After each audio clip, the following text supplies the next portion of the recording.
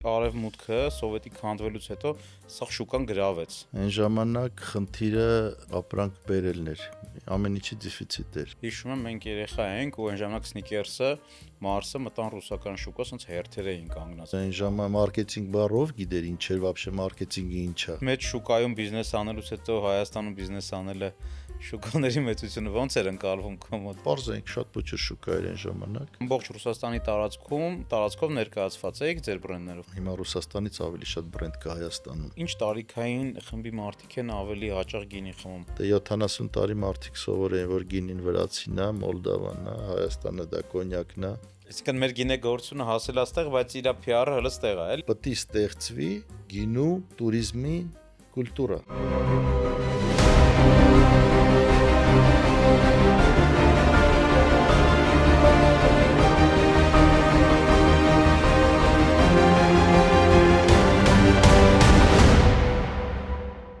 Ողջույն բոլորին, մենք այսօր նկարում ենք Կապիտալիստ պոդքասթի հաջորդ թողարկումը։ Ես ձեզ խոստանում եմ, որ մենք այսօր ունենալու ենք ֆանտաստիկ դիալոգ, քանի որ իմ հյուրը մեծ ճանապարհ անցած գործարար է, իր ճանապարհը սկսել է դեռ 90-ականներին եւ մինչեւ այսօր դիստրիբյուցիայի ոլորտից հասել է մինչեւ մի քանի խոշոր գործարաններ, արտադրություններ, ամբողջ Ռուսաստանի շուկան, նաեւ Հայաստանի շուկայի ինչ-որ մասը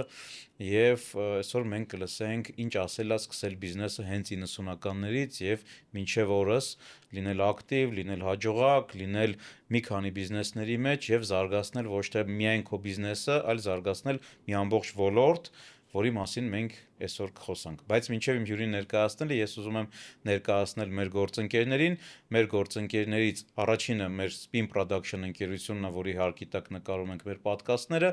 իսկ երկրորդ գործընկերը Red Invest Group-ն է, իր Bosco նախագծով, որը շատ ունիկալ նախագիծ է, քաղաքային ֆունկցիոնալ ապրելակերպի եւ բնության հետ շատ հետաքրքիր միքսի մեջ, քաղաքին մոտիկ, որտեղ նաեւ լինելու է հայտնի Յուվենտուսի ակադեմիան եւ որտեղ ապրելով մենք կարողանանք ստեղծել յուրահատուկ էկոլոգիական ապրելակերպ, որտեղ ապրելով կարելի է ստեղծել յուրահատուկ առողջ լայֆսթայլ եւ լիարժեք ֆունկցիոնալով, սպորտային ֆունկցիոնալով, քաղաքային ապրելակերպի ֆունկցիոնալով։ Դե իմ հյուրը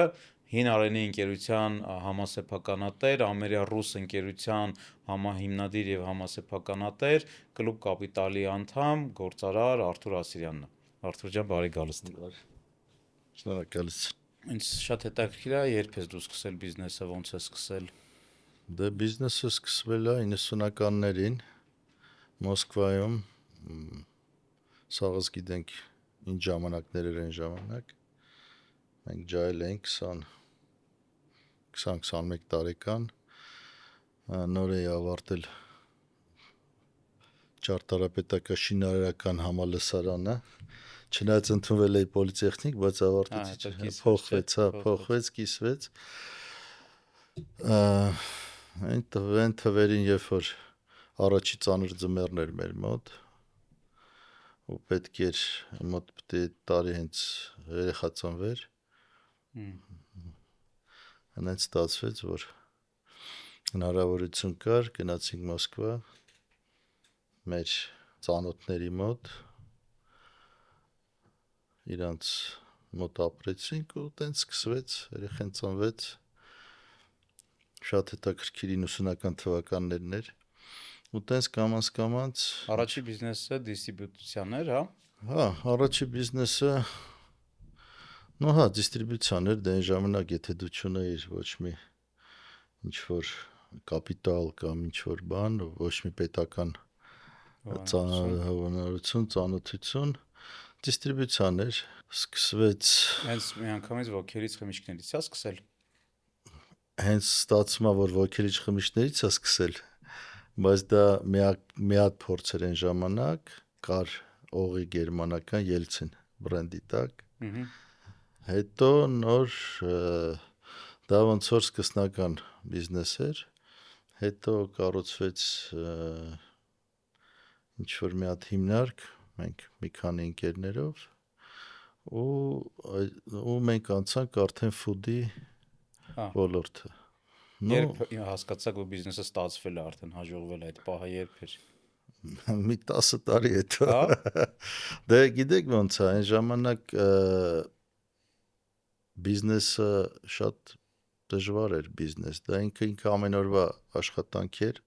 շատ անկայուն ժամանակներ էր Ու վտանգավոր։ ու վտանգավոր ու հետաքրքիր, ամենակարևորը հետաքրքիր, այո, ինքը շատ բաց շուկա էր, այն ժամանակ խնդիրը ապրանք բերելն էր, ամեն ինչի դեֆիցիտ էր, Սովետը ոնց որ լուծարվեր էր, բոլոր էկոնոմիկայի սաղ կապերը, սաղ լոգիստիկ համակարգը քանդվել էր, ու ստեղծվեր նոր զրոյից, մենք որ սկսեցինք չկային ցանցեր հասկացողություն խանութների, չկար ինքը ավելի շատ, այն որ կարելի է կինոներում տեսնել, այդ շուկայական ինչ որ շատ խաոտիչնի շուկա էր։ Այն ժամանակ կարևորը դու կարայր ինչ որ մի բան ներմուծեիր, իմպորտնի ապրանք էր, չէ՞ կոչվում ապրանք, դե այն ժամանակ տեղական ապրանք շատ քիչ կար, արտադրությունը չկար, սաղ քանդված էր, սաղ կանգնած էր, խոշոր հիմնարկությունները պրիվատիզացիայի ժամանակ էր, իրար տենց գործնեություն չկար, դե Ռուսաստանում տեղի արտադրանքը, բրենդային, որ մեծ հիմնարկները, իրանք երևի կայացել են 98 թվականից հետո, երբ որ եղավ դեֆոլտը 98 թվի, այդ ժամանակ սկսեց կայունանալ ներսի արտադրությունը, միջև այդ միայն իմպորտ էր, քանի որ չկար գործարաններ կային, բայց իրանք տենց սիստեմնի չէին, իմպորտը հեշտ էր, իմպորտը էժան էր։ Հիշում եմ, մենք երեխա էինք ու այն ժամանակ Snickers-ը, Mars-ը մտան ռուսական շուկա, ասենց հերթեր էին կանգնած խանութների դեմ։ Մենք Mars-ի վրա, բան էինք խաղում, սարգիշերեն արդի որով, մի բատոն Mars առնելու ու կիսում էինք 3 մասի, 4 մասի ուտում էինք, Բայց հիշում եմ, որ այն ժամանակ, հիմա հետ հայացքելով, դե երեխա ենք այդ տարիքին, չէի հասկանում, բայց հիմա հասկանում, որ առաջի արևմտյան մարքեթինգի ուժը երևաց հենց այդ թվերին Ռուսաստանի շուկայի վրա, ոնց էին TV-ով մարքեթինգ անում, այդ բիլբորդների մարքեթինգը, բանում, ոնց էր աշխատում, էլի, ոնց էր սաղ այդ ժողովուրդը։ Ու երևի թե գիտեք, առաջինները ամերիկացիներն էին։ Դրա համար Mars-ը, հետո Nestle-ն եկավ, Kraft-ը, բայց երևի թե ամենաառաջինը Mars-ն էր, Mars Snickers բատոնչիկներն են, որ տենց իրանք խոշոր մտան Ռուսաստան։ Էլի դիստրիբյուտորի միջոցով մտան իրանք։ Ոչ, իրանք պրիստավիչիստվաներով, իրանք ստաֆով, տեղի մենեջերներով, չնայած մեկը ղեկավարությունը իրանցն էր, բայց sales-ը բան, սաղ ոնց որ, բայց էլի այն ժողովուրդը, որոնք սովորել էին դուրսը, դե այն ժամանակ գիտեք 90-ականների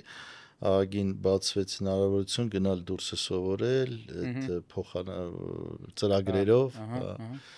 ու այն մասնագետները, որ գնացին սովորեցին, հետ եկան, կոնկրետ Ռուսաստանում շատ մեծ պահանջարկ ունեին, ու բավականին լավ մասնագետներ էին։ Ու տենց կամաց սկսեց ստեղծվել շուկա, հետո կներես փաստացի արևմուտքը սովետի քանդվելուց հետո սա շուկան գրավեց, արդեն տնտեսապես, էլի։ Այո, գրավեց սկզբից ապրանքով, հետո արտադրությունով, բայց գրավեց իրանց տեխնոլոգիաները, իրանց աշխատաձևը։ Այդ տրեյնինգ ասվածը առաջ անգամ իրանք բերին, էլի շուկա։ Տրեյնինգը իրանք բերեցին, sales հասկացողությունը իրանք,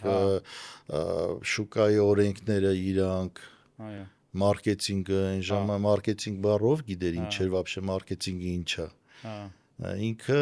դրա համար եմ ասում շատ հետաքրքիր շուկա էր, ինքը ապրանքը ինքը Իրանով էր վաճառվում։ Կար դեֆիցիտ, չեմ ասում սով էր, բայց կար դեֆիցիտ։ Հետո ունենալով ռուբլին ու դոլարի տարբերությունը, որ այդքան մեծ չէր, մեկը ստացվում էր ներմուծած ապրանքը շատ կոնկուրենտն է իր գնային սեգմենտով, բացի դրանից ուրիշ բան էլ չկար։ Հետո սկսեցին արդեն սարքել գործարաններ, կամանց ու սկսեց ձևավորվել շուկա։ Ձեր ընկերությունը ամերիկա ռուս, տենց էր Ամերը սկզբից ուրիշ ձև էր կոչվում, Սավա էր կոչվում, Սավա Ինտերկոն, հետո ամերիկա ռուս, ամերիկա, հետո ամերիկա ռուս, հա։ Իսկ ինչ ապրանքներ եք դուք արդեն ներկայացնում շուկայում։ Մենք այն ժամանակ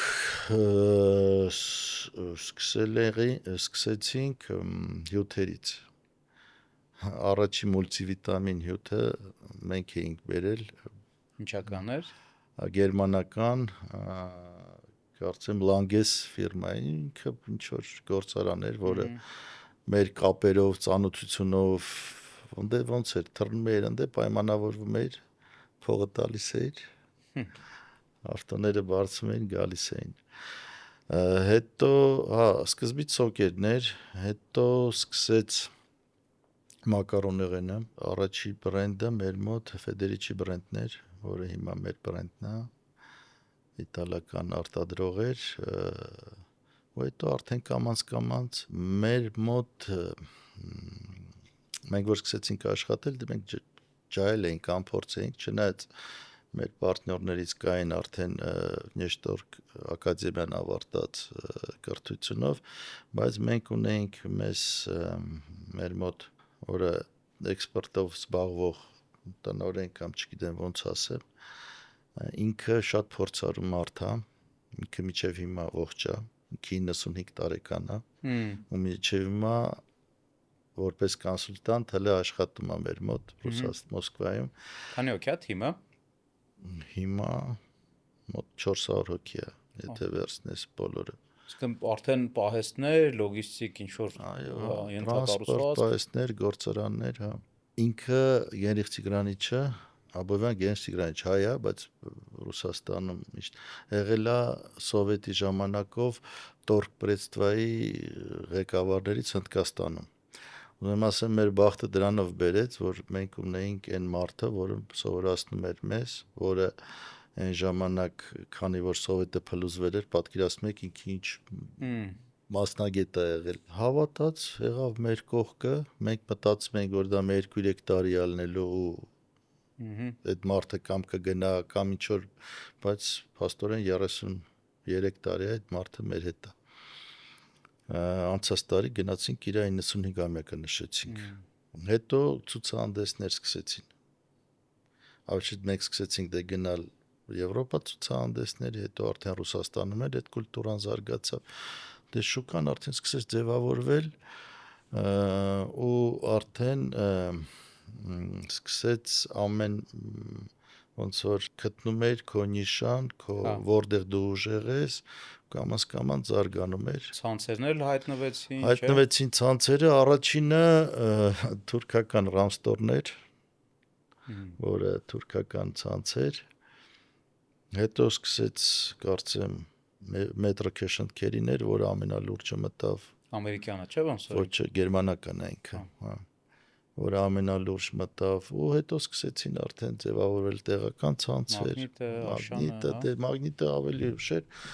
Աշանն էլ 2000 թվականներից հետո եկավ։ Տեղի շուկայում արդեն զարգացած օրինակ Ազբուկով Կուսի ինքը լրիվ ռուսական է, Մագնիտը էլ որներ։ Перекрёсток X5 գրուպը հետո դարավ։ Սկսեցին զարգանալ ու դրա հետ միայն փոխվում էր արդեն շուկայի դիստրիբյուցիայի ոնց որ որակը։ Իսկ իրանք ձեր հետ սկսեցին աշխատել, թե իրանք էին ուզում նոր դիստրիբյուտորների հետ աշխատեն կամ իրանք ներմուծեն։ Դե սկզբից ես շքան հիշում եմ, իրանք սկսեցին աշխատել այն դիստրիբյուտորների հետ, որոնք արդեն ունեին ձևավորված բրենդեր։ Հետո բնականաբար ցանկացած ցանց ունենում է իր էքսպորտ իմպորտով զբաղվող բաժինը ու սկսում է ինքը զարգացնել։ Ուղղակի ստե խնդիր կա ինչում, եթե դու ունես էքսկլյուզիվ բրենդեր, մենք օրինակ մենակ աշխատել ենք այն բրենդերի հետ, որը եղել է էքսկլյուզիվ։ Մեր եղել է Sredny Plus միշտ բրենդերը։ Մենք չենք աշխատել ցածր սեգմենտի հետ, որտեղ շատ ուժեղ տատանումներ էր գնում, հա, պարզը այնտեղ ուրիշ թվեր էր, ուրիշ աբյոմներ էր, բայց շատ ուժեղ տատանում էր գնում, գնային դու կարայիր միլիոնների վաճառեր կամ փող աշխատեր կամ միանգամից կորցներ ինքը մերը ավելի ոնց որ եթե կարելի ասել այդ բառը ստաբիլ դիստրիբյուցիա էր մենք գնում ենք այդ ճանապարհով ու նույն ցանցերը որոնք աշխատում էին մեր հետ իրանք ուղղակի եթե դաժ ուզենային այդ բրենդով աշխատեին իրանք չէին կարա իրավական կարգավորում կար, հա։ Դուք ամբողջ Ռուսաստանի տարածքով ներկայացված եք ձեր բրենդներով։ Ռուսաստան, Բելարուսիա, Հայաստան, Ուկրաինա։ Ինքը դե Հայաստանը սենց ասեմ եթե դու Ռուսաստանում ներկայացնում ես Հայաստանը արդեն ասում էր Հայաստանն էլա մեր ասում են խնդիր չկա այդ որտեղ է սկզբից Բայց այտենց մեծ շուկայում բիզնես անելուց հետո Հայաստանում բիզնես անելը շուկաների մեծությունը ոնց էր ընկալվում կոմոդ Չէ ինքը լրիվ տարբեր բիզնես էր այն ժամանակ մենք ստեղ էլ բացեցինք դիստրիբյուցիոնի կամպանիա նույն բրենդերը որը մենք Ռուսաստան էինք ներմուծում փորձում ենք Հայաստանը պարզ ենք շատ փոքր շուկա էր այն ժամանակ բայց ինքը կար այդ շուկան ինքը իր ճանապարհը ուներ ու դե սա ծավալային դրա համար Հայաստանի այն ժամանակ 2000 թվականների սկիզբը էքսկլյուզիվ Հայաստանի վրա բան տենց վերցնել ստորագրել ոչ մեկին իրանց էլ հետաքրքիր չէր էլի ասում եմ եթե Ռուսաստանը դուք ներկայացնում եք խնդրեմ Հայաստանն էլ վերցրեք Բելարուսյան էլ հետո արդեն երևի 2005 թվից 6 թվից հետո որ սկսեց ավելի ուժեղ զարգանալ ամեն ինչը այդ ժամանակ արդեն նույն Հայաստանում էլ տեղի իմպորտորները շատ զարգացան դե հիմա արդեն շատ բարդ շուկա է շատ Հայաստանի շուկան իհարկե ինքը շատ ուժեղ կոնկուրենտի շուկա է բոլոր բրենդերը հիմա Ռուսաստանից ավելի շատ բրենդ կա Հայաստանում դե ներկա իրավիճակի հետ որ ամեն իրավիճակից ելնելով սենց ասեմ բայց Հայաստանի շուկան շատ ձևավորված շատ խիտ ու շատ պրոֆեսիոնալ շուկա է Իսկ այս շուկայում Հայաստանում Անդակոն է հայտնի դիստրիբյուցիա Դե կան Անդակոն իրանցից մեկն է իմպորտորներից, բայց Անդակոն էլ ունի ագին երկար պատմություն այդ ժամանակվանից, ոնց որ մենք Ռուսաստանում էինք, իրանք էլ ստեղ էին սկսել, հա ու ինքը շատ խոշոր այսօրվա դրությամբ իմպորտոր է, շատ լավ բրենդերով, մեծ դիստրիբյուցիայով, լավ թմով, իրանք Դուք Ռուսաստանում համարվում եք խոշորներից մեկը, չէ՞, դիստրիբյուցիայի ոլորտում։ Հա, մեր բնակավարում, դե մենք ալիվկվի ձեթով ու զեյթունով մենք համար առաջինն ենք Ռուսաստանում, որպես քանակային, որպես իմպորտոր։ Իսկ ես հիշում եմ, դուք նաև զեյթունի զեթի գործարան ունեիք, չէ՞։ Այո, հա, Իսպանիայում, այո։ Կպատմես մի քիչ այդ բիզնեսի մասին։ Դա ոնց սկսվեց։ Դա մենք ու այդ անցումը դիստրիբյուտորից արտադրող միջև կգանք հին արենի, էլի, որտեղ այդ անցումն այնց հետաքրքիր։ Դե 98 թվականից հետո, երբ որ դեֆոլտ եղավ, եթե դուք հիշում եք, կամ չեք հիշում, ես ասեմ 8-րդ դասան է, ինքը շատ ուժեղ դեվալվացիա եղավ ռուբլու ու չեմ սխալվում 6 ռուբլուց դոլարը դառավ 36 ռուբլի։ Այդ նշանակում է, որ դե բացի այդ ստրեսից, որ երկիրն է, մարդիկ,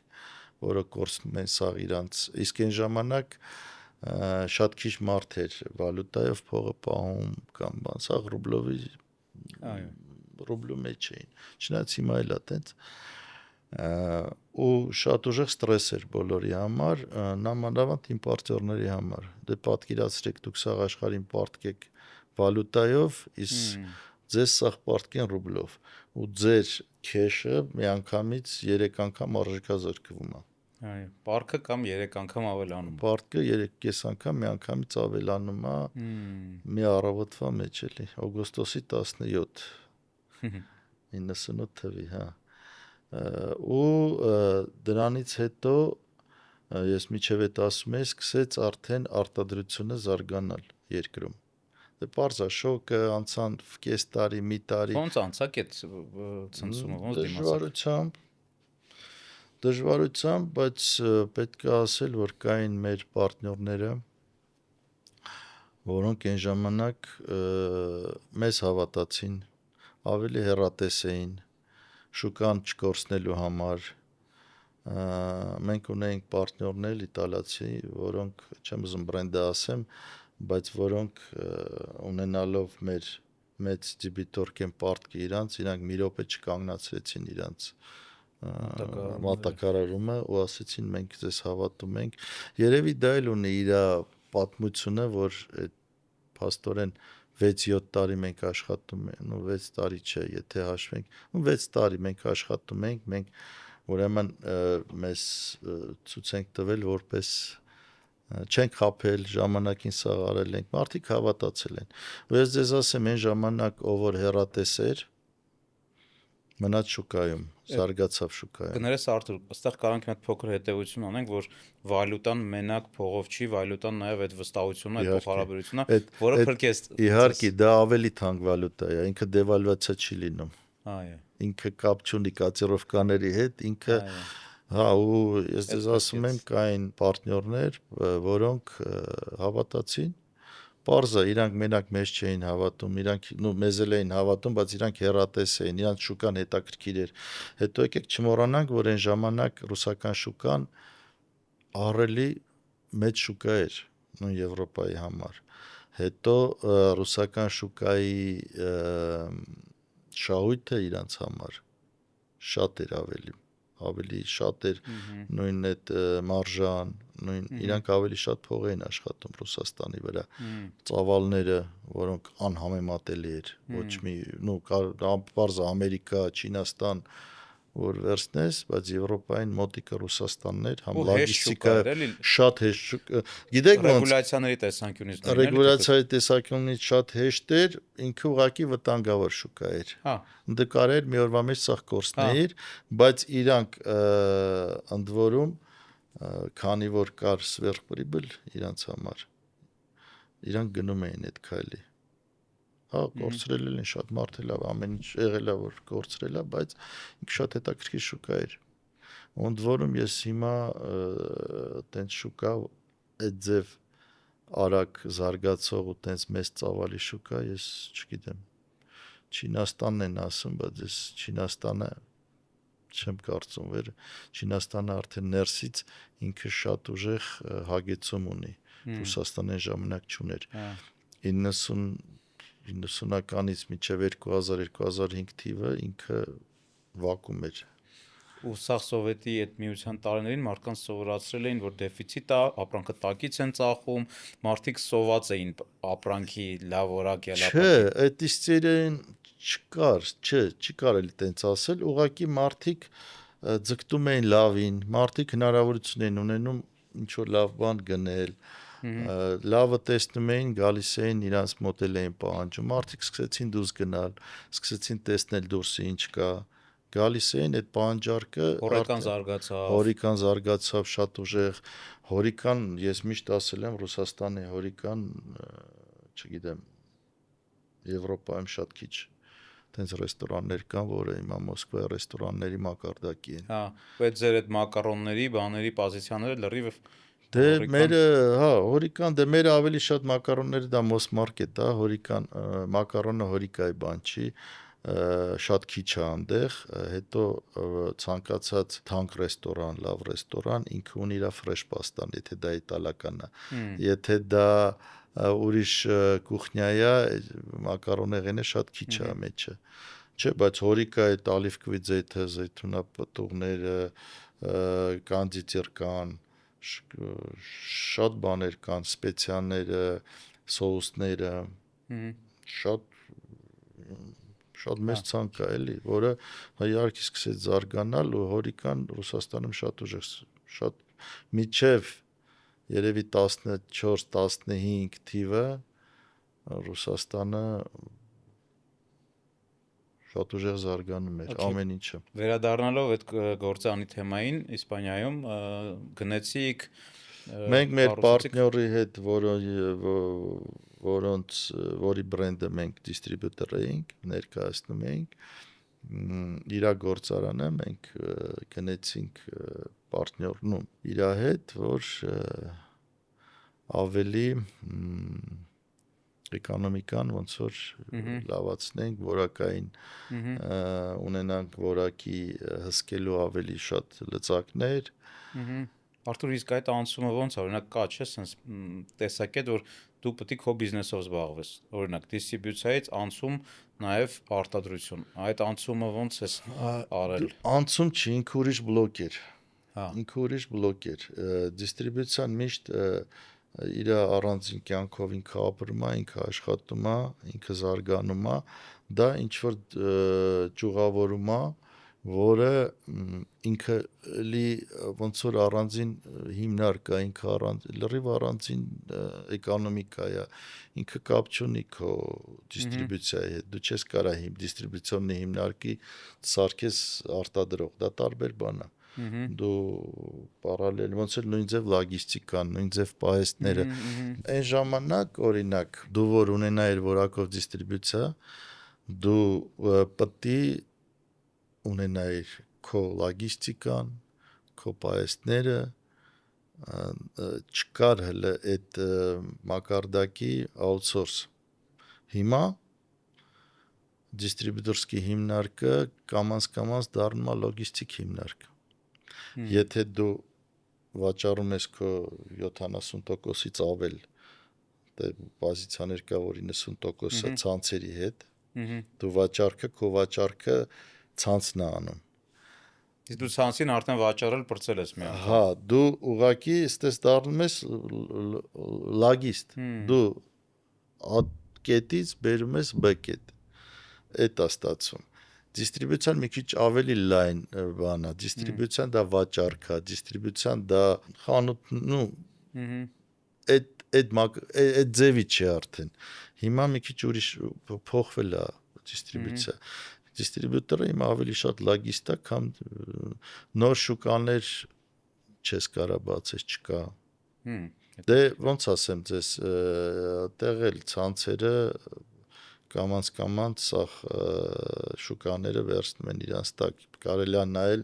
ես հիմա չգիտեմ թվերով, բայց ինձ թվում է 50%-ից ավել, դաժե 70 երևի վաճառքը ցանցերին է, սախ Ռուսաստանով, նույնն էլ ինձ թվում է Հայաստանում է հիմա այդ ձև։ Տոկոսային հարաբերությունը չգիտեմ, կարելի է նայել, բայց դու արդեն վաճառքով չես զբաղվում։ Քո վաճառքը այն է, որ դու գնաս այդ ցանցերի հետ պայմանավորես, մի ձև հասցնես այդ ցանցերին, բայց ցանցը արդեն մնացած ինքն է անում։ Նույն դիստրիբյուցիա օրինակ Ռուսաստանում, Հայաստանում հələ այդ բանը զարգացած չի, ռասպրեդ ցենտրները ոնց է վերել։ Բաշխիչ կետերը, հա։ Յուրաքանչյուր մեծ ցանցը դու էլ առաջ ոնց էր խանութներով, դու տանում էիր հերթեր կամ հիմա չէ, հիմա շատ ցիվիլ ձևով, ժամով, րոպեներով դու գրված ես օրերով, դու տանում ես հասնում ես ռասպետ ցենտրը,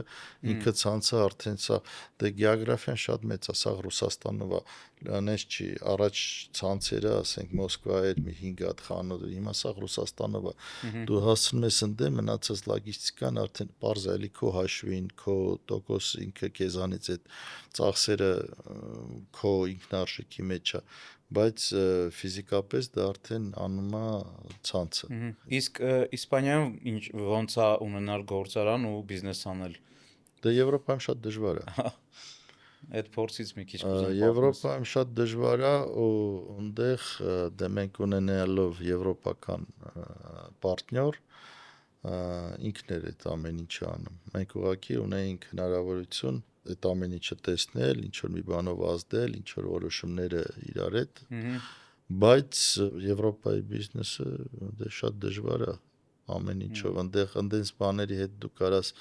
ես ձեզ ասեմ օրինակ զեյթունի, հենց զեյթունի արտադրությունը, քո ծավալի մեծությունը կախված է քո դե ալիվ կեքը ոնց է ինքը սա կանանչա, չէ, սևանում է հատուկ բանը, աղերա, նյութերա, այդ նյութերը հետո դու պետք է միտեղ թափես, չէ։ Կան բասեիններ մեծ, որը սարքվում է, ու այդ նյութը դու չես կարող հողի մեջ լցնես, ինքը պետք է ցնդի։ Քո արտադրակությունը կախված է դու ինչքան ունես թույլտվություն ունենալ այդ սլիվնոյ բասեինը, որ չես կարա ավել։ Շատ ուժեղ ինքը բնապահպանական ռեգուլյացիայի տակ է, էլի։ Իհարկե, դա Եվրոպայում հետո աշխատաուժի հարցերը չնայած այն ժամանակ մեր համար դա նոր էր, իսկ հիմա նույն Ռուսաստանում, Հայաստանում էլ շատ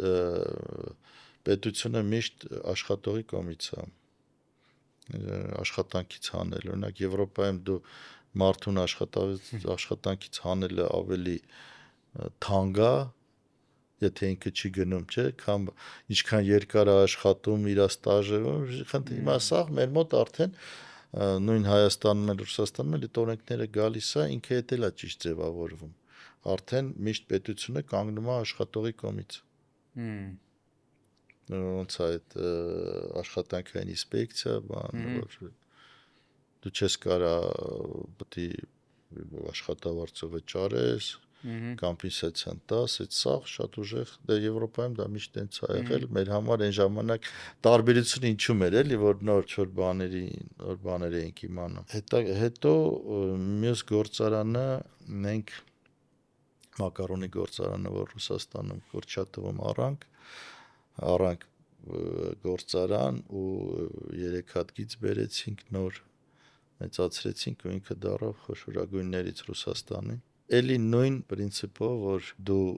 կախված չլնես վալյուտային ռիսկերի հետ, ինքնարժեքդ ավելի էժան լինի ու շուկան արդեն ձևավորվում էր ու տեղական ապրանքը ուներ արդեն իր տեղը։ Որակդ պետք է բարձր լիներ։ Ուզում եմ ասեմ, այնց էր, որ իմպորտը արդեն անցնում է երկրորդ ինքը թանգանում է, ինքը կուրսի հաշվին է թանգանում, լոգիստիկան է թանգանում, արդեն մնացած բոլոր ֆակտորները դրա համար տեղի արտադրությունը սկսում է ավելի լավ զարգանալ, ավելի լավ Հատկապես 2022 թվից հետո։ Չէ, ես դες կասեմ դա 18 թվից, 14 թվից։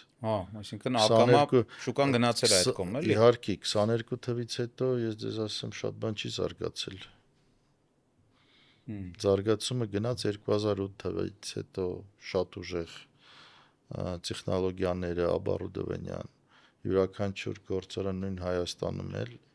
արդեն սաղ նոր оборудованиայով ամենալավ մեքենաներով, լավ տեխնոլոգիաներով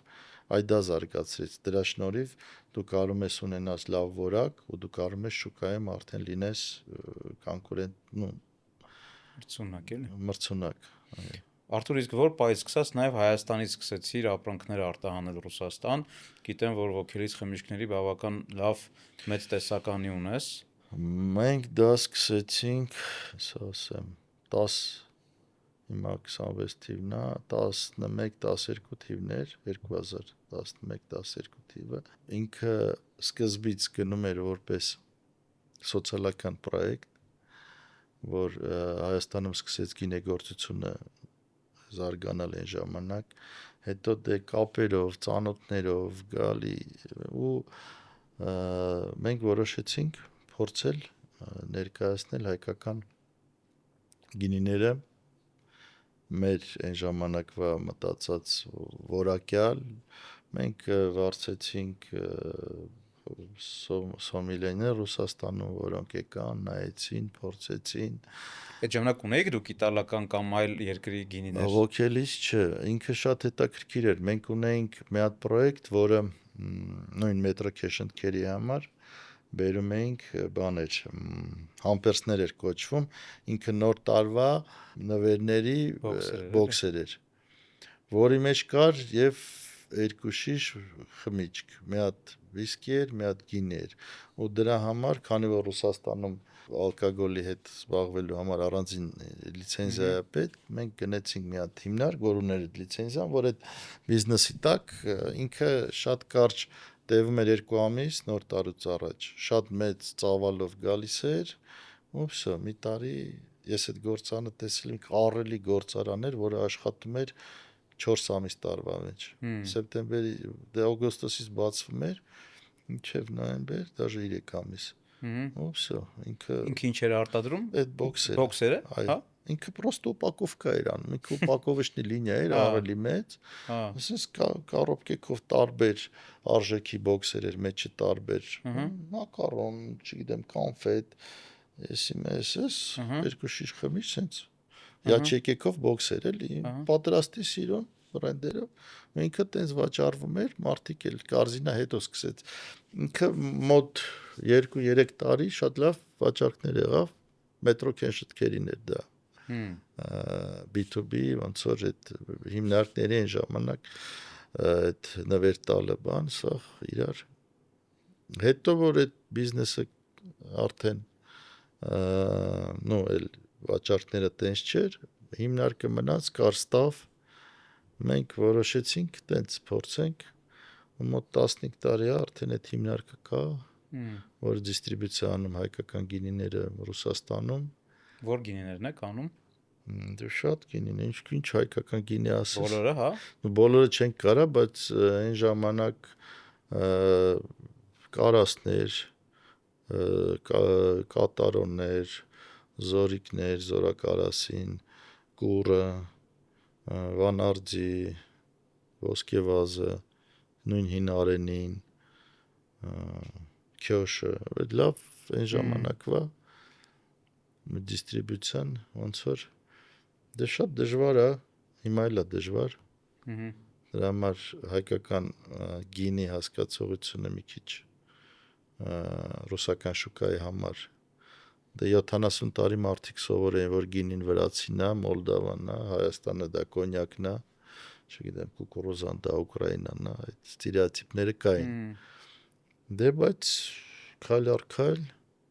ինչ որ մի ձևավորվել է շուկան։ Խնդիրը մեր հայկական գինու Ռուսաստանում մենք չունենք հայկական խորիկա Ռուսաստանում, ցավոք սրտի։ Մենք եթե հաշվենք, քանի հատ ռեստորան կա նույն Մոսկվայում հայկական, կարող է մի 10 հատ լինի, որ ռեստորան է։ Վրացականը կարող է 1000-ից անցել լինի, այդ տենց տարբերություն է, չեմ ասում էլ ադրբեջանականները, եթե Կովկասյան կուխնյան ես վերցնում։ Հորիկա չկա, եթե հորիկա չկա, Մոսմարկետով գինի զարգացնելը շատ բարդ է։ Գինին զարգանում է, վաճառքները հորիկայով։ Մարդիկ եկան, համտես, փորձեցին, դուրները եկան, հետո մտան խանութ, տեսան, իրանց համար գնեցին։ Դու խանութում դժվար է վաճառել։ Ինքը մարդ հա, փորձի համար կարող է վերցնի, ասի մի հատ փորձեմ, գնի համար կարող է վերցնի, որ էժան է։ Դրա համար հայկական գինին շատ դժվար է։ Իսկ հինարենի ձեռքբերումը կամ կառուցումը գործարանի մոտ 10-12 միլիոն դոլար դու ներդրում արեցիր։ Մենակ ես չեմ, պարտներների հետ։ Հա,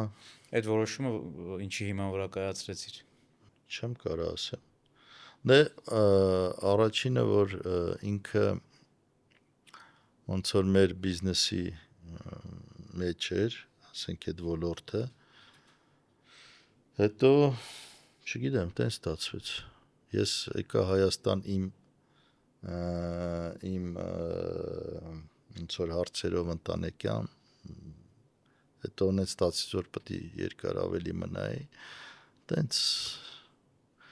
կասեի մի հատ անեկդոտ կա, հետո կպատմեմ, բայց հիմա չեմ ուզում պատմեմ, կասեի, ոնց ստացվեց էլի։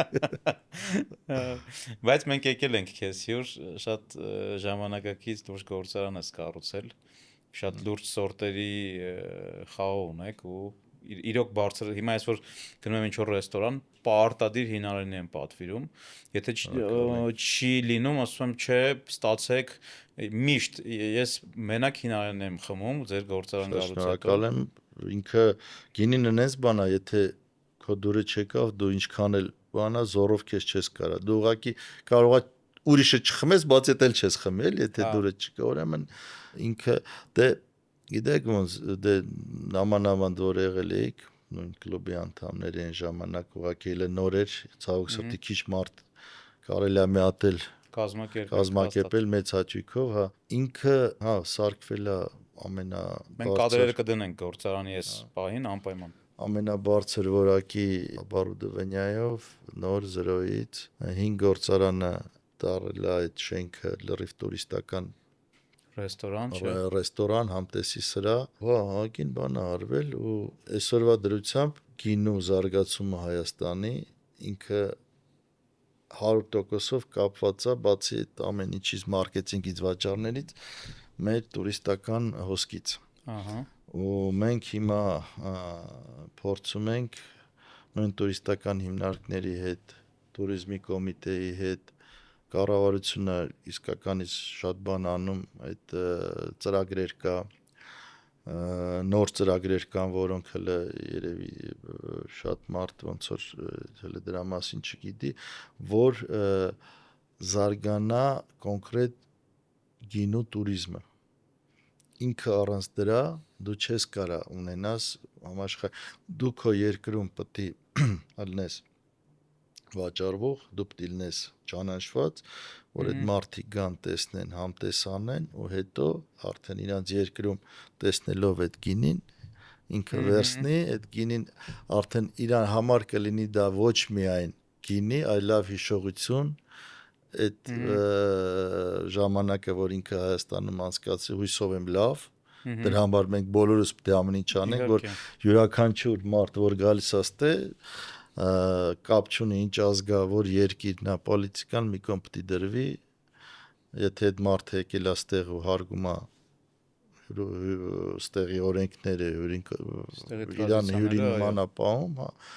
ինքը պետք է միշտ գնա մեր մոտից շատ լավ հիշողություններով, լավ էմոցիաներով։ Դրա համար հիմա դրա վրա լավ ուշադրություն է դարձվում ու դա շատ մեծ ինձ թվում է երկար ժամանակ է պետք դրա համար, բայց ինքը տալու է մեծ ինչ որ հետագայում իմպուլս մեր վաճառքների համար։ Դրա համար վաճառքը կամ դու պետք է լինես շատ էժան, որը Հայաստանում հայկական ապրանքները չեն կարա լինեն շատ էժան, դրա համար ապրանքի ինքնարժեքի մեջ մտնում է աշխատաուժը, որը Հայաստանում էժան չի, մտնում է ադմինիստրատիվ ծախսերը, որը հարկերը ամեն ինչը էլի էժան չեն, ամենակարևորը փողը մեր մոտ էլի էժան չի, որ համեմատում ես տոկոսային կրեդիտները ու լոգիստիկան մեր մոտ թանկ է, ասենց ասեմ, դա էլ մեր արդեն երկրի Արթուր, բայց գինեգործության ժամանակ հումքը ախր տեղում է, չէ՞, այդ բացառիկ ոլորտներից է, որ հումքը հենց Հայաստանում է աճում, ձևավորվում, չէ՞։ Իհարկե, հումքը Հայաստանում է, բայց այդ նախ մեր մոտ դե վայոց օր եղել եք, այգիները եղել եք, տեսել եք։ Հենց այդ հումքը Հայաստանում է, այդ խաղողը աճում է այդ սարերում, այդ քարերի մեջ, որտեղ դու չես կարա կամբայնը գցես, ինքը գնա Մոլդովայի նման կամ Ֆրանսիայի նման sense մտնի հավաքի բերի, սա ձեռի ուժ է։ Մեր մոտ բոլոր մնացած շիշա, պիտակա, խցան, ասաղ ներամուծվում։ Ու հետո այդ շիշն էլ արդեն գնում է, չէ, մեր մոտ էժան չի, մեր պետությունը ունի դատացիաներ, փորձում է անի ինչ որ օգնի, բայց մեկը ինքը մեր ինքնարժեքը էժան չի։ Մեր խաղողը թանկ խաղող է։ Մեր խաղողը թանկ է ունենալով իր բացատրությունը, որ ինքը գեկտարից դու չես կարա հավաքես, չգիտեմ, 20, 30, դու կարաս 20 հավաքես, բայց դա արդեն ուրիշ խաղողի մասն ենք խոսում։ Դա գինու խաղողը չի, դա սպիրտային խաղողն է, դրա համար ինքը ավելի էժան է։ Ինքը շատ բաներ կա, որը թանկացնում է, մեր ինքնարժեքը թանկ է։ Ահա։ Արթուր, sense մի հարց, նայ, ես որ հաճախ գնում եմ այդ ճանապարհով, մինչև քեզ ճանաչելը, այցի գալը Հինարենի, մեկ-մեկ եկել է ճանապարհից գինի եմ առել ու իմ մոտ տպավորվել է Հինարենին, այն գինու հետ, որ այդ փողոցում այդ ճանապարհին ծախում են կիսաջուր, կիսաբան ու երբ որ ես եկա քո մոտ, իմ մոտ տպավորությունը գիտես ոնց էր, ոնց որ մինուս անվերջությունից միանգամից տեղափոխվեցի պլյուս անվեր, այսինքն ահա որ վատ կարծիքս լրիվ փոխվեց։ Ինչ եք անում դուք այդ փոխելու, այդ պարուրություն, որտեվ իմ կարծիքով իմ նման էլի մարդիկ կան, որ այդ ճանապարհից գինի են առել ու մտածում են հինարեն հա դե։ Ձեր նման շատ մարդ կա ու ցավոք սրտի այդ այն հարցն է, որը պետք է լուծվի ոչ միայն մենք չենք կարող այդ հարցը լուծենք, դա սոցիալ հարց է, դա պետական հարց է, պետությունը պետք է կարգավորի այդ process-ը։ Ես չեմ կարող ասեմ այդ մարդ իրավունք չունի վաճառի իր գինին, բայց պետությունը պետք է հսկի, որ այդ մարդը վաճառի որակով գինի։ Այո։ Պետությունը թույլ չպետք է տա այդ մարդը, որ պլաստիկի շշի մեջ արևիտակ գինի վաճառի։ Ահա։ Այդ գինին էլ պետք է ունենա, չգիտեմ, ակցիզա, բան այդ ընդհանրապես Այդ ամեն ինչը սոցիալական հարթակ է, որը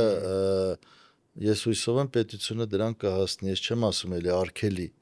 բայց ինքը ինչ որ սիստեմն է անի, որ այդ մարդիկ կարողանան համ իրանց տանը արտադրել, ինքը Վայոց ձորը ինքը գինու վրա է հիմա այդ մարդիկ պետք է հնարավորություն ունեն, չեմ ասում հարկերով, պետք չի հարկեր դնել այդ մարդկանց վրա, որ ակցիզը է, սա հարկեր դնես, ինքը չի կարող վաճառել։ Ավելի շուտ ինքը իր այդ 1000 դրամանոց գինի կդառնա 2000, արդեն ինքը չի կարող այդքան շատ վաճառի։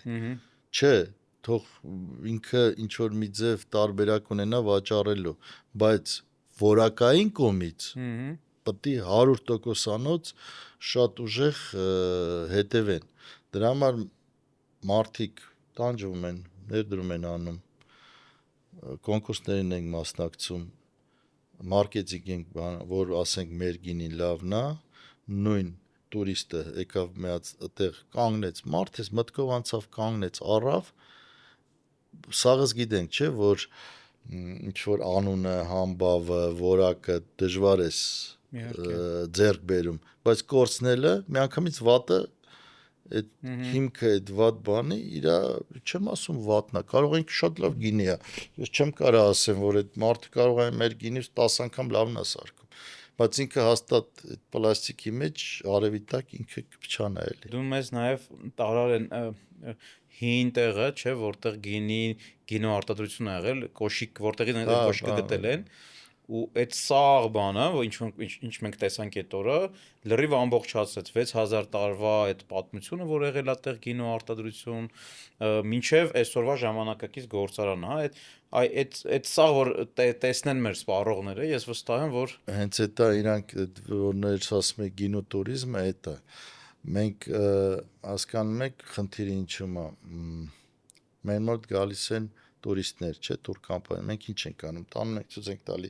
եկեղեցի, 3 հատ եկեղեցի, շատ լավ է, ես շատ եմ սիրում, ես էլ եմ իմ հյուրերին միշտ տանում, բայց հետո եկեղեցի, գինի գործարան, հաց ուտել, հետո էլի եկեղեցի, տես չպետք է լինի։ Հիմա ուրիշ տարբերակ չկա, հլը որ։ Բայց որ ասում եմ նույն տուրիստական հիմնարկների հետ, կոմիտեի հետ, պետք է ստեղծվի գինու տուրիզմի կուլտուրա։ Մենք արդեն պատրաստ ենք դրան։ Մենք ունենք 10-ից ավել 15, 20, ավելի շատ 30-40 գինու գործարաններ, մեծ փուճուր, որոնք արդեն այդ մարդկանց այդ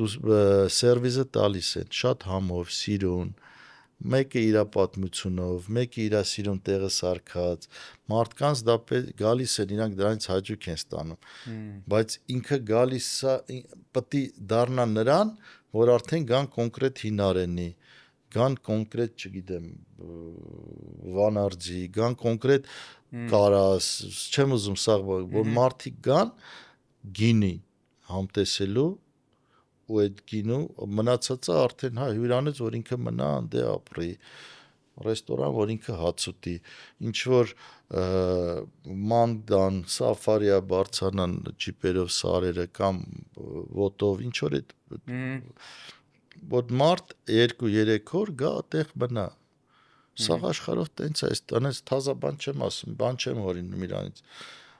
Ասաղ ասում են փորձենք ուրիշների փորձը ոնց է տենց է, ցանկացած գինու գործարան, եթե դա ինքը, չգիտեմ, այն բրենդերը չի, որի շիշերը, ինքը այդ սերվիսի վրա էլ է, էդ էլ է տալի բացի նրանից, որ մարքեթինգը այդ գինու համար, մեր բոլոր հայկական գինու համար, ես որ ասում բոլոր մեր հայկական գինու համար, գինեգործության համար, դա շահութել է ամեն մեկը դրանով ու դա օբշի զարգացնելու է։ Շատ մեծ բաներ ես, որ նոր անցավ ես Բրյուսելսկի մոնդիալը Հայաստանի համար, ես կուզեի դրա մասն էլ խոսենք։ Այտենց level-ի մրցույթ, այտենց գինու բան չի եղել Հայաստանում, դա առաջինն է։ Զարան պատմեց մեր podcast-ի ժամանակ առաջին պատմել է,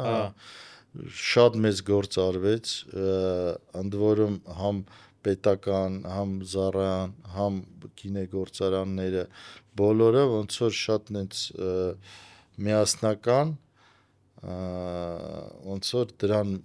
մոտեցան, որ ինքը դա մեր համար շատ մեծ բան էր, շատ մեծ մարքեթինգ է։ Եկան աշխարհի ամենա գինու դատավորները, մասնագետները, B2B պրեսան ու ինքը անցավ հոյակապ։ Շատ։ Ինքը անցավ կոնկուրսը 3 օր էր, 19-ից մինչև 23-ը։ Ես ասում եմ հոյակապ համ ես կողմից որպես ինչ որ դրան մասնակից, համ շատ ծանոթներ կային, որոնք եկել էին, որոնք գնալուց պատմում, իրանց էմոցիան դու տեսնում ես, էլի, այդ մենակ ասելով չի։ Դու տեսնում ես այդ մարդկանց չէին կարում իջացնենք, նստացնենք ավտոբուսները, որ գնան, չէին ուզում գնան, իրանց ունենց այսինքն այցերել արեցիք, տարածքներ նայեցին, մոտ այցեր մեր այգիում հինարենի եկան, եկան, վերևը այգիում շատ լավ, մենք դեգուստացիան արեցինք այգիում, ճկնաղ բան էր ստացվել, շատ լավ ստացվել։ Լուսաբանեք, չէ՞, կտեսնենք ձեր սոցիալական ցանցերում։ Հա, ցանցերում արդեն կան, պետք է լինի, հա, կլուսաբանենք, իհարկե, հենց իրանք են լուսաբանել։ Անենց մարդիկ էին, որ ես նայում եմ, մեկը 700,000 պատվիշիկով, իրանք արդեն ինձ այն շուտ են լուսաբանել, հենց նույն օրը։ Բա ոնց անենք, որ այդ մարդիկ տարին մեկ գան Հայաստան։ Ահա, այ դրան ենք։ Ես ձեզ ասեմ, չգիտեմ, 400 հոգի էր, թե քանի հոգի էր, դրանից ոնց էլ չլինի 40-ը էլի կգան, ես 10% եմ ասում։ Դաժե եթե չգան, իրանք ընդ կխոսան։ Մոտակա միջև մյուս մոնդիալը, որը ելնելու է Պորտուգալը, մյուսը Պորտուգալ, իրանք խոսալու են Հայաստանի մասին։ Դա շատ մեծ բան էր։ Ու ասում եմ, անենց լավ կազմակերպված էր, ես շատ էի մտածում դրա մասին, ոնց կլինի, հոյակապ անցավ։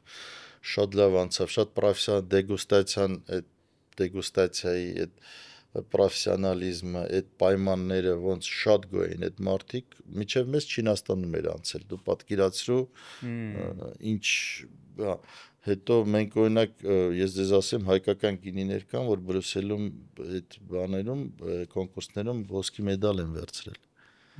Որից մեկը մենք ենք 19 թվին Բրյուսելում։ Հինարենին, հա, ունեցել է ոսկի մեդալը, մեր ռեզերվը։ Ուզում եմ ասեմ, այտենց հա դու կարաս, բայց որ Հայաստանում այդ ամենը դաժե եթե հիմա ինչ որ տենց մենք մեդալներ չվերցնենք, բան, բայց արդեն ինքը շատ մեծ քայլ է մեր ճանաչման համար։ Դա մեզ ճանապարհ է տալի, որ նույն Եվրոպա, Ամերիկա, ամենտեղ որ իմանան, որ Հայաստանում գինի, որ այդ մարդիկ եկան տեսան, ինչ որակով է, ինչ մակարդակի վրա, ինչ ծիխնա մտնում էին գործարան, այսինքն մեր գինեգործությունը հասել աստեղ, բայց իր PR-ը հլստեղ է, էլի աշխարհում։ Հա, PR ասում է, ինչու՞մ է տարբերությունը, գիտես, Ագրավի ու Արծիվի, ասում Արծիվի մոտ PR-ը լավն է, թե չէ երկուսն էլ 300 տարի են ապրում, երկուսն էլ խիճիկ են, խելոք են, բայց այդ մեկի PR-ը լավն է, Արծիվ է, սա Ագրավը, պետք է դառնալ Արծիվ էլի։ Հասկացա։ Իսկ ոնց է ռուսական շուկայում ձեր ներկայացած գինիների այս պահին վիճակը։ Այնտեղ տերնուտիրակալը վրացական բաներն են, արտադրողներն են։ Ոչ, չէ, վրացականը դե պարզա ավելի լավ են, քան մնացած բոլոր հին սովետական, ասենց ասեմ, ռեսպուբլիկաների գինիները։ Վրացականի հետ մենք չպետք է համեմատվենք։ Մենք կյանքում չենք սխալ է ինչ որ մեկի հետ համեմատություն տանել։ Հասկանում եք։ Դու պետք է ունենաս քո ճանապարհը, դու պետք է Առաջին դա որակն է, երկրորդը դա լեգենդան է։ Մենք դե ունենք այդ լեգենդը օխորում ենք, ունենք, գնացել ենք, տեսել ենք։ Ունենք, դրա համար նույն ֆրանսիացիները, որ գալիս են մեր մոտ, շատ է եղել, որ ասում են, դուք գիտեք ինչ ունեք, դուք ունեք այն, որ մենք չունենք։ Դուք ունեք 6000 տարվա պատմություն, արդեն հաստատած։ Հայերը չեն հորինել, էլի այդ գերմանացիներն են եկել, հա, այդ վիշերան բացել, այդ դուք ունեք մեր արենի ու ոսկեհատ խաղողը ունի այդ նույն 6000 տարվա պատմությունը։ Մենք ունենք հազարավոր տարի, չասեմ 6000, չգիտեմ 100, 6200 կամ մենք ունենք ինչ որ դարերով, թեկուս 1000 տարի, կապ չունի 500 տարի նույն էնդեմիկ սորտ խաղողը, որը մնացել է։ Ու դա արենիում է, չէ՞։ Դա արենիում, դա Վայոց ձորում է։ Այդ դա պետք է պահպանվի, դա պետք է մարդկանց ասվի։ Մարդկանց էտա հետը գինու սիրահարներին էտա հետաքրքրում։ Իրանց ինչ որ մի հատ լեգենդա պետք է ունենաս, որ դրանով դու շարժվես առաջ, ինչ որ մի բանի ոնց որ ու դա մենք ունենք։ Դրա համար չի կարելի համեմատվել։ Դու կյանքում չես կարա դառնաս վրացական գինու հետ, վրացիներն շատ լավ գինիներ ունեն, բայց մեկը իրանց լոգիստիկան ուրիշ է, իրանց հողը ուրիշ է, իրանց պայմանները ուրիշ է։ Իրանց հարթակախիցի հարթավարի վրա ինքը խաղող է, դու դե կարաս ուրիշ ինքնարժեք ունենաս, ուրիշ սորտեր է, ուրիշ բերքատվություն է, չի կարելի համեմատել։ Շուկաները հետո դու ոնց համեմատես, այդ մարդիկ 70 տարի սովետ է այդ մարդկանց խաղողի գինու վրա ստավկա արել, աշխատել է սաղ աշխարհով մեկ, դու հիմա ուզում ես ոնց որ հիմա վրացական կոնյակը, վրացի սկսի գնում կոնյակ սարքել, չի կարա։ Հայկական կոնյակը մեկա կոնյակա, չէ։ Թեկուս անունը բրենդել, փող ինչ արեցին, բայց ինքը կոնյակ է, իրան գիտեն։ Սաղ աշխարհով մեկ գիտեն։ Դրա համար մեր ճանապարհը պետք է ուրիշ լինի։ Մենք Մոլդովայի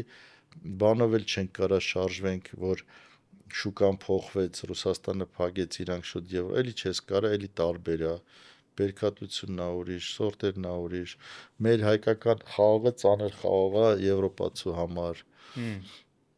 Մերը պինդ խաղող է, մերը ծանր գինի է։ Այդ սա ինչ որ ժամանակի հետ Արթուր, իսկ հիմա ինչ տարիքային խմբի մարդիկ են ավելի հաճախ գինի խմում։ Ինչ որ հետազոտություն կա։ հետազոտություն երևի կա, բայց սենց ասեմ, գինու վաճառքները դե պարզ անգնում են սաղ աշխարհով մեկ, բայց ջահելությունը չի խմում։ Այդ եմ ուզում հասկանալ։ Գինին դա շփում է։ Գինին դա ժամանակ անցկացնել է, չէ։ Սեղանի շուրջը իրար հետ խոսալով, այդ հաճույք ստանալն է։ Հիմիկվա ջահելությունը մի քիչ ուրիշ ձև է, իրանց շփումն էլ է ուրիշ ձև։ Հետո էս ֆիթնես տրեքերներն են դրան նպաստում, որ եթե ով կրում է, մի բաժակ, երկու բաժակից երևում է, որ ինչ որ օրգանիզմը բան է անում։ Ցուցանիշները փոխում է ու ինչքան իրանք զարգանան, այնքան ես կարծում եմ ոգելից խմիչքների շուկային այդ սկսելու է ճնշել։ Բայց գիտես ինչու՞մ է տարբերությունը, որ ես նույն Ռուսաստանի բանով նայում էի, պինդ կրեպկի ալկոգոլը չի իշտում։ Հա։ Իհարկե։ Հետաքրքիր է բախում։ Դե խմում է, նույն խմողը խմում է, էլի։ Հա։ Չէ, գինին, չգիտեմ, ինձ թվում է, հա դե իր շուկան մի քիչ քիչնի, բայց պետք է մնա, էլի։ Ես որ նայում եմ, օրինակ Եվրոպայում որ ճամփորդում եմ, գինին խմում են օրինակ 30-ից բարձր մինչև ասենք 80 տարեկաններին կտեսնես գինի են խմում։ Արի սենց խոսանք։ Գինին մենք հաշվում ենք գինին թանկ, լավ գինին։ Լավ գինին թանկ բանա կամ շատ թանկ բանա։ Փող ունի ով 35 անց մարդիկ, որ ինչ որ մի քիչ, որը արդեն այն որ ասում է քանակը փոխել է որակի վրա։ Գինի խմողը այդ մա։ Հետո շատ ինձ օրինակ շատ դուր է գալի Հայաստանում է շատ փոխվել կուլտուրան գինի խմելու։ Ես էս վերջերս հարսանիք էի, մտերիմ շատ մարդու, ես նայում էի, դե արդեն հիվանդ ես, չէ, որ այդ դրա մեջ ես մտել, նայում ես ով ինչ մա։ Երևի 80%-ից ավելը այդ հարսանիքին նախ ջահել էին։ Ջահել ասելով 25-ից մինչև 35 տարեկան։ Գինի էին սա խմում։ Անենց հետաքրքիր էր, ես sense նայում էի, իսկականից գինի էին խմում։ Մեր ակումբի հավաքների ժամանակ էլ եմ հիմա այս գինին հիմնական խմիչք սարքել։ Մեր ժամանակ մենք ող էինք խմում, գինի ով էր խմում, գինին Հա։ իսկ հիմա որ ուշադրություն դարձրու, ասենք չեմ ասում ռեստորանները բանը, ասենք մեծ հավաքույթներին գինի են խմում։ Շատ լավ է։ Հա։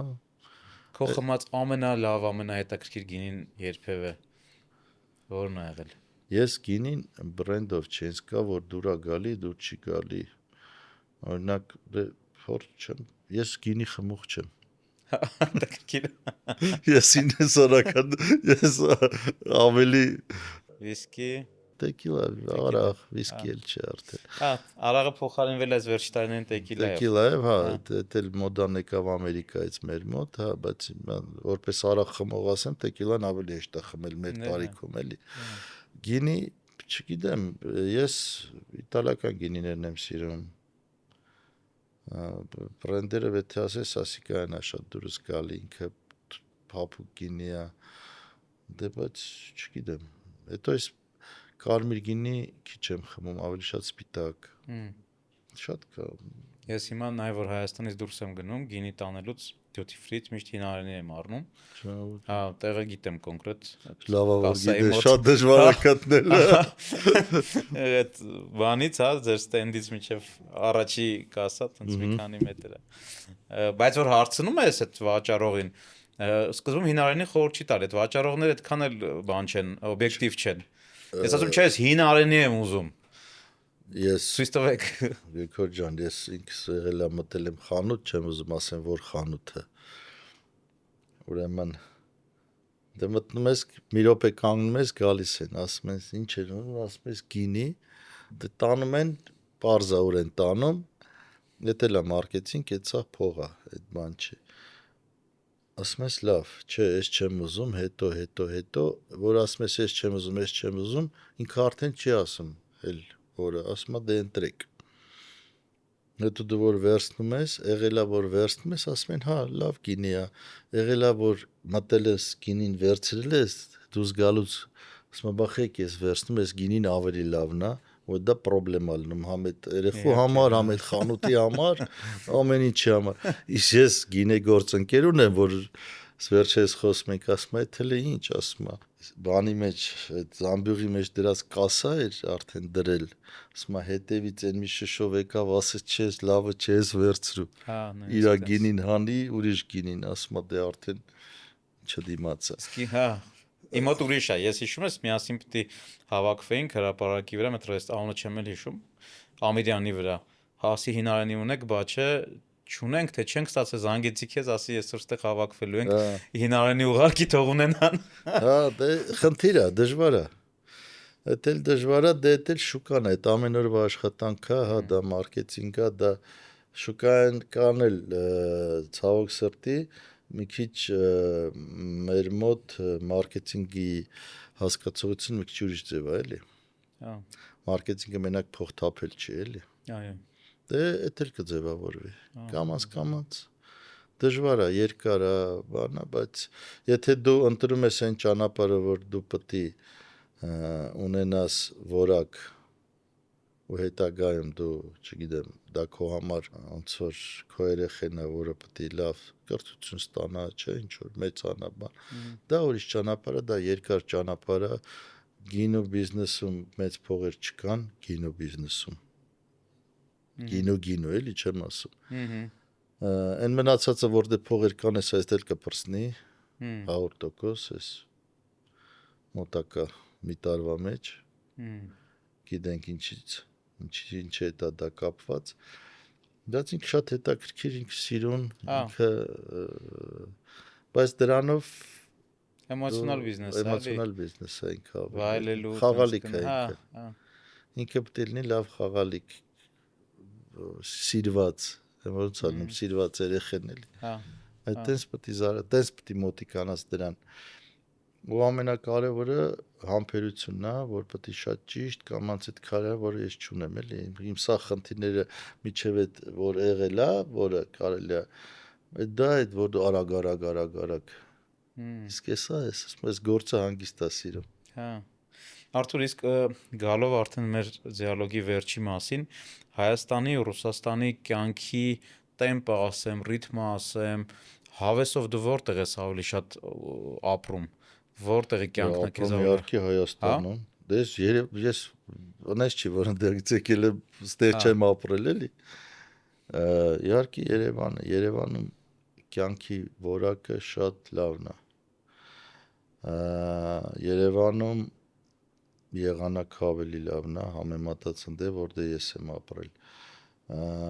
Տեմպը вообще տարբեր է։ Չես կարա համեմատես։ Ինձ թվում է հիմա Հայաստանի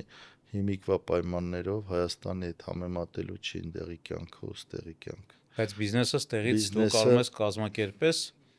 Դե հա, կարում եմ կազմակերպեմ գնալով, գալով, բայց աշխատելը, բիզնեսը, հետաքրքրությունը, դինամիկան, իհարկե Ռուսաստանը մեծ շուկա է, դա ուրիշ շուկա է։ Ստեղ էլի ձևավորվում է, ստեղ կփոխվի, մեզ ժամանակ է պետք։ Ինձ թվում է մի 5-10 տարի սերունդը մի քիչ պիտի փոխվի։ Այս նոր սերունդը մի քիչ ուրիշ ձև է մտածում։ Հետո ամենաշատը, գիտեք, ինչն է դուրս գալի, որ հիմա ջահելությունը մեր ժամանակ ուրիշ ձև էր։ Մենք մտածում ենք, այլ մեր մոտ միտեղ գնալ կար։ Ես ոնց գնացի, իմ Պակալենիա, իմ ընկերների 90%-ը գնացին, այն ժամանակ նախ դու գնում ես նույն երկրի մեջ։ Դու ոնց որ քաղաք էիր փոխում։ Չկար այն մենտալնեսը, որ դու ինչ որ երկիր ես, դու ինչ որ միտեղ դու Ամերիկա չես գնում։ Դու նստեցիր թռար 2 ժամ հետո այնտեղ ես, դու ինչ որ լոկացիա ես փոխում, երկիրը նույնն էր։ Դրա համար մեր մոտ այդ հոսքը մեր ժամանակ շատ եղավ։ Երկիրը նույնն էր, դու ոչ մի խնդիր չուներ, ոչ փաստաթղթերի հետ, ոչ լեզվի հետ, ոչ մտածելակերպի հետ, դու գնում էիր այնտեղ, դու էլի քո բանն էր, այդ քո միջավայրն էր։ Ուղղակի այնտեղ աշխատանք կար, ինչ որ հնարավորություն կար, ինչ որ բան աշխատելու, ստեղ դու ինչ որ գոհատև ապրելու բան։ Հիմա ուրիշ է, հիմա երկրից դուրս գալը պետք է լեզուներ իմանաս, պետք է փաստաթղթերի հարցը լինի, ինչ որ շատ է փոխվել ամեն ինչը, դժվարացել է։ Ու երկիր միտեղ գնալը արդեն քայլ է։ Դու պետք է երկար մտածես, չէ՞ որ գնաս ընդ 0-ից սկսես։ Ու հիմա ջահելությունը այդ բանի մասին չի մտածում։ Առաջինը կարող է դժվար է, կստացվի, չի ստացվի, հետո Երևանը լավ է, Երևանը լավ է, այն ժամանակվա հետ համեմատելու չի կարելի համեմատել այն ժամանակը ու հիմա։ Ու ստացվում է, որ ջահելությունը, որը գնում են կրթություն են ստանի, գալիս են, որ ստե աշխատեն։ Նույն բանը Ռուսաստանում էր։ Այն սկզբի առաջի 90-ականների, որ գնացին, երևի 90%-ը հետ եկավ ընդ աշխատելու, համար ավելի հետաքրքիր էր ընդ ու հնարավորությունը ավելի շատ էր։ Դու ընդ մեկա պետք չես։ Նույնը հիմա կրթությունը ստանում է, ինքը դաժե գնում է կրթությունը ստանալու առանց մտածելու, որ ինքը պետք է ընդ մնա, ինքը գալու է ստե։ Հետո ահագին ստե ուրիշ բուհեր են բացվել, որ նույն կրթությունը արդեն նույն որակի կարում ես ստե ստանաս։ Ու դա շատ մեծ իմպուլս է տալու ավելի դինամիկան, ներսի զարգացման, շուկայի հա էլ ինքը փուճարու է։ Ինքը չկարա մեծանա, չէ՞։ Մարդիկ լավ, 100,000 ավելանա 5 տարվա մեջ, կես միլիոն 10 տարվա մեջ ավելանա, չէ՞։ Դա շուկայի ծավալի վրա չի ազդում, բայց ինքը շուկայի ճիշտ աշխատելուն, բիզնեսի ճիշտ ինքը ավելի արագ է ձևավորվելու իմ կարծիքով էլի։ Արթուր, վերջի հարցը, որ այսօր կուզենայի քեզ տալ, դու փաստացի շատ երիտասարդ տարիքում հաջողության ես հասել Ռուսաստանում, մինչև այսօր փառք Աստծո այդ հաջողությունների շղթան շարունակվում է, կարող է անհաջողություններ են եղել, դա էլ նորմալ։ Ոնց ես մտածում, քո հաջողության պատճառը ասեմ, ակունքը ասեմ, աղբյուրը որտեղից է եկել, կամ չգիտեմ, 3 հաջողության բան, աղբյուր, որի շնորհիվ դու այսքան մեծ բիզնեսներ ես ստեղծել ու շարունակում ես ակտիվ լինել։ Մեր էլի ասեմ, մեր ժամանակը մի քիչ ուրիշ էր, այն մեծավարի ասեմ, մեր ժամանակին, բայց մեր մոտ ուրիշ էր։ Մեր ժամանակ կար, ես միշտ հիմա երեխեքին էլ եմ ասում, մեր ժամանակ կար հասկացություն պետք է։ Ոսո պետք է, դու երեխա ունես 20 տարեկան ես թե 21, երեխան չի ասնում դու քանի տարեկան ես։ պետքա էս անել, պետքա, հա, աշխատասիրություն, չգիտեմ, ավելի շուտ կարող է աշխատասիրություն չի, ուղղակի որ ուրիշ տարբերակ չկա։ Աշխատանք, առաջ գնալ, չվախենալ, փորձել, անգնել, վեր կենալ։ Ես քեզ մի հետաքրքիր բան ասեմ, ես քանի որ արխետիպերը ուսումնասիրում եմ, քո արխետիպը մենք նույն օրն ենք ծնվել, հիշում ես, չէ՞։ Մենք իրար շնորհավորում ենք հունվարի 10-ին, այդ 10-րդ արխետիպի հաջողությունը գալիս է այդ քո ասած փորձելուց, առաջ գնալուց, քայլ անելուց։ Քայլ անելուց, հա։ Չէ ուզում ասեմ քայլ անել։ Իմ խոսքերը չի, բայց այդքան պետք է առաջ գնաս։ Նստած տեղը ոչ մի բան չի լինում։ Հետո այլ եմ ասում, մենք այն ժամանակ չգիտեինք ինչ ենք ուզում։ Ինքան այն ժամանակներ դու պետք է աներ, պետք էր, փառք Աստծո ինչ որ դա բերեց բանին, ինչ որ մի ռեզուլտատին։ Այլ ասում եմ, չվախենալ, առաջ գնալ, անել, չխաբել։ Կարևորը չխաբել, դրա համար ինչքան մարդիկ պետք է հասկանա, որ այսօրվա մի հատ ինչ որ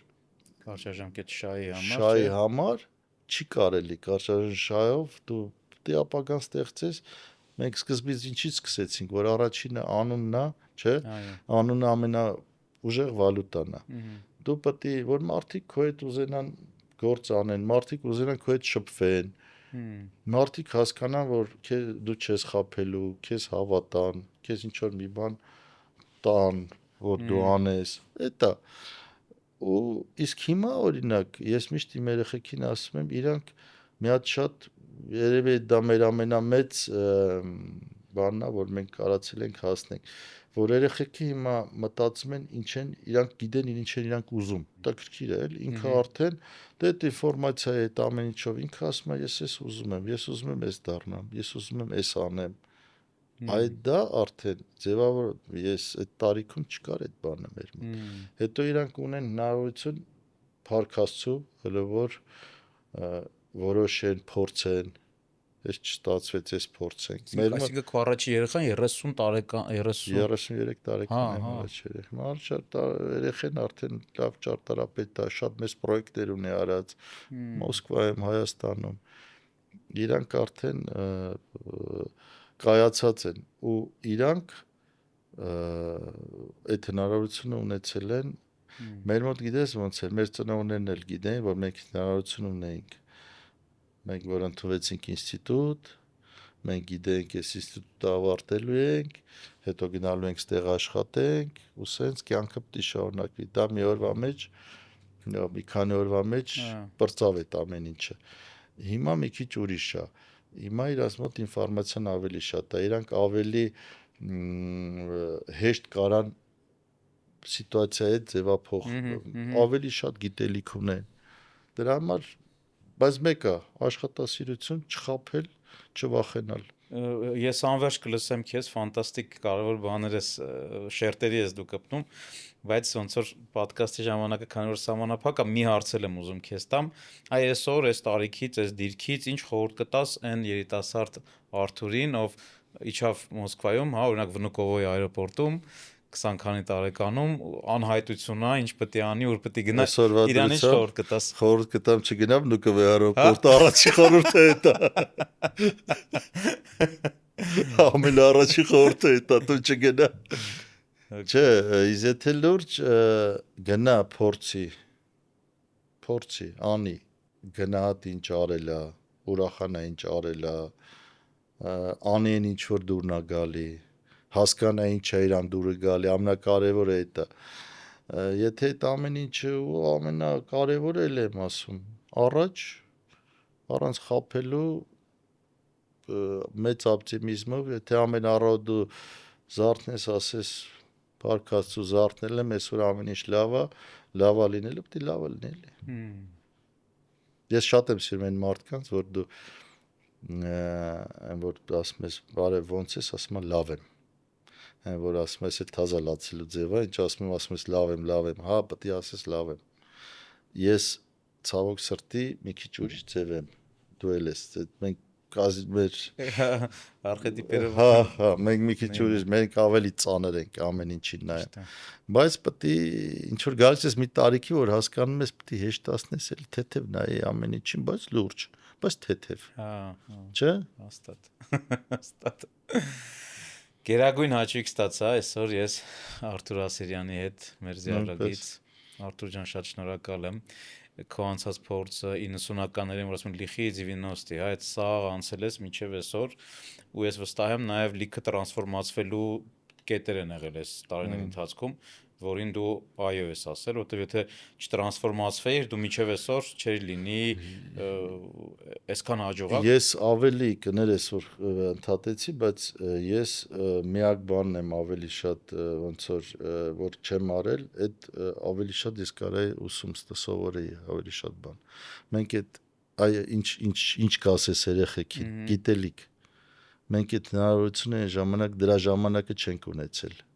Նու քիչ ենք ունեցել։ Լավ, ես էլի ինքս ինձ բան եմ անում, այդ մարդ ամեն ինչի ժամանակը, եթե ճիշտ դասավորը իր կյանքը կունենար, գիտելիք սովորել, հա սովորել։ Գործերը լավ է, ավելի շատ պիտի սովորես, որ ավելի լավ լինի։ Ինչքան շատ բան ես սովորում, այդքան կյանքդ ավելի հետաքրքիր է, ավելի լավ է անցնում։ Ու այդ է, մեր ջահելությունն մոտ էլ է, իրանց մոտ է ձգտումը կա, մեր մոտ մի քիչ ուրիշ է։ Արթուր, իսկ կա հիմա քո մոտ ինչ որ պահանջ կամ ցանկություն ներդրումներ անել տարբեր բիզնեսների մեջ։ Ցանկություն միշտ կա։ Գիտես չէ, շատ ծրվելն է սխալը։ Հիմա գիտես ոնց էր, առաջ ավելի հեշտ էր դա, քանի որ շուկան քեզ դա ավելի պարզ չէր, ավելի հեշտ էր։ Հիմա կոնկուրենցիան այնքան ուժեղ է, եթե դու մի բիզնեսի մեջ մտնում ես, պետք է 100% քեզ դրա մեջ առաջ ռասպիլացը մենակ եթե դու այնքան արդեն կամ դու ինվեստոր ես, նստում ես այդ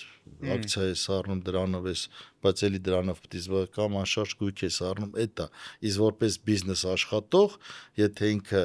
քո պրոֆիլից դուրս է, դա ես խորհուրդ չեմ տալի։ Հասկացա։ Կամ պետք է քո ինչ որ պարտների հետ անես, որը դրա մեջ կա, այդ ժամանակ դու բիզնես չես դնում, դու ինվեստոր ես, տարբեր հասկացողությունն է։ Բայց սենց ամեն ինչի մեջ մտնելը դա ես հաշվում եմ սխալ։ Այդ ամենամեծ սխալն է։ Շնորհակալ եմ։ Ես եմ շնորհակալ, ընկերներ ջան, դուք կարող եք մեկնաբանություններում մեր ոդկասթի գրել ձեր հարցերը, եւ ես միշտ ասում եմ, որ մեր ոդկասթը եռակողմ է եւ այս երրորդ աթոռը ձեր համար է։ Գրեք ձեր հարցերը եւ ես անպայման կպատասխանեմ, վստահ չեմ որ Արթուրը ժամանակ կունենա, բայց ես կպատասխանեմ ձեր հարցերին։ Դե, շնորհակալ եմ, մինչ հանդիպում, հարգանքներս։ Շնորհակալություն։